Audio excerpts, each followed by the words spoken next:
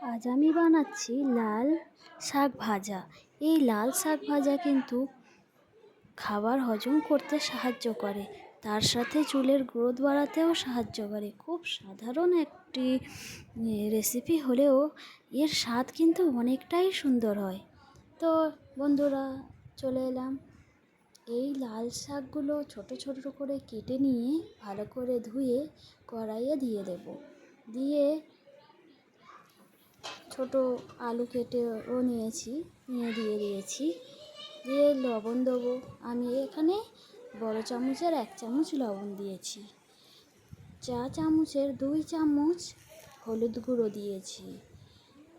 আর ঝালের গুঁড়ো দিয়ে দেবো অল্প একটু দিয়েছি। আমাদের বাড়িতে সবাই ঝাল কম খায় বলে একটু ঝাল কম দিয়েছি। পেঁয়াজ কুচি দিয়ে দিলাম। একটা কাঁচা লঙ্কা চিড়ে নিয়ে দিয়ে দিয়েছি। দিয়ে অল্প জল দিয়েছি। এই শাকে কিন্তু জল বের হয়, তবুও একটু জল দিয়েছি। একটু ভালোভাবে সেদ্ধ হলে খেতেও খুব টেস্ট হয়।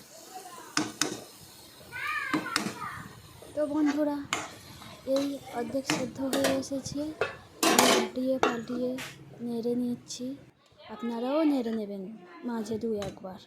তারপরে এই যে পুরোপুরি সেদ্ধ হয়ে গিয়েছে, জলও কমে গিয়েছে, আমি নামিয়ে নেব। একটা পাত্রে নামিয়ে নিয়েছি। নিয়ে আমি 4-5টা রসুন ছিলে নিয়েছি। নিয়ে থেঁতো করে নিচ্ছি। এরকম থেঁতো করে নিয়ে কড়াইয়ে এবার একটু তেল দিয়ে দেবো। অল্প পরিমাণে তেল দিলেও হবে। দিয়ে রসুন কুচি দিয়ে দেব।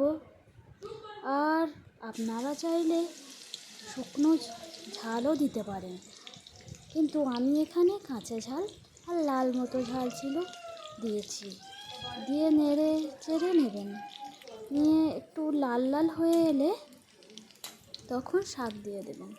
এই যে নাড়াচাড়া করছি, এখন লাল হয়নি।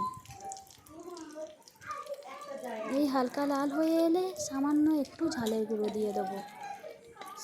মানে 1 চামচই দিতে হবে। এই দিয়ে দিয়েছি। দিয়ে শাকগুলো ঢেলে দেবেন। শাক ঢেলে দিয়েছি।